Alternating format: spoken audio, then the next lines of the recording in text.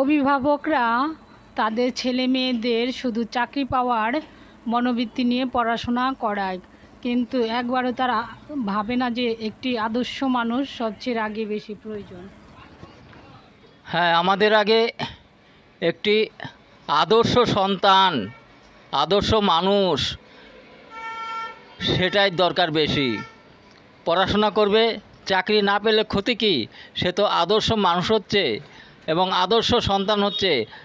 তাই আমাদের চাকরি হোক বা না হোক, সবসময় অভিভাবকদের ভাবতে হবে যে আমি সন্তানদের যেভাবেই হোক শিক্ষা দেব। তাই আমি একটি কবিতা লিখেছি। কবিতার এক লাইন আজকে আমি শোনাবো, পরে অন্যদিন সম্পূর্ণটা শোনাবো। চাকরি করি আর ভিক্ষা, সন্তানদের দিয়ে যাব শিক্ষা। শিক্ষায় আনে চেতনা, সন্তান পাবে প্রেরণা।